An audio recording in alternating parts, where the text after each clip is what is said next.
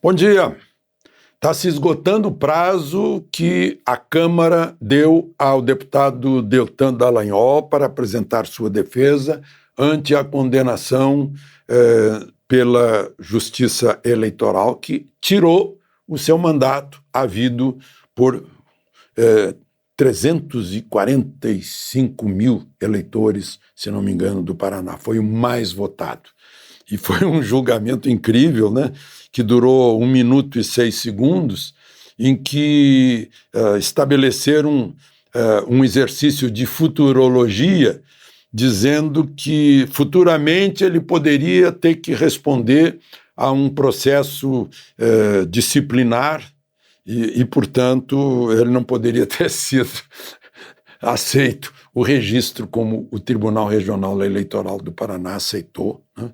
Inclusive com a Procuradoria dizendo aos partidos políticos de esquerda que entraram para cassar o registro, dizendo que não há nenhum motivo para cassar o registro, uma vez que ele não respondia e não responde a processo disciplinar.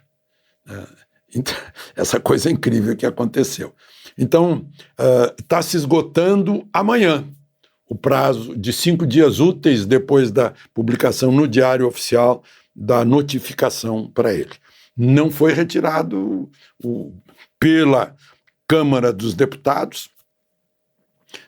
Eu não vou dizer que é a dona do mandato dele, porque os donos do mandato dele são os eleitores. Na verdade, os eleitores é que estão sendo cassados. Esperaram o fato consumado para depois caçar, que é uma coisa muito, muito estranha. Fizeram o contrário no julgamento, que julgaram por um fato futuro que ainda não aconteceu. E depois, diante de um fato consumado, cassaram o mandato dele. Vão fazer manifestações no dia 4, nas capitais do Brasil, em favor de Deltan, em favor da Constituição, do devido processo legal e do Estado democrático de direito. Bom, por falar nisso, mais 131 pessoas, mulheres, homens, idosos, foram considerados réus. Aqueles que estavam lá no acampamento que foram presos, agora a gente sabe, foram presos pelo Exército, como disse o comandante militar do Planalto, depondo na Assembleia Legislativa do Distrito Federal, né? E somando-se aos 1.044 que já são réus, dá 1.175. Interessante que um deputado criminalista, um advogado criminalista me perguntou ontem quantos parentes terão esses 1.175 réus, entre sobrinhos, netos, filhos, né, afilhados. Eu perguntei, como, por quê? Não, porque esses jamais esquecerão o que está sendo feito. Eu imagino que sejam umas 10 mil pessoas, talvez, ou mais, né? Realmente eu não tinha pensado nisso, né? Não atinge apenas a pessoa, atinge todos aqueles que amam essas pessoas, né? É uma questão. Bom,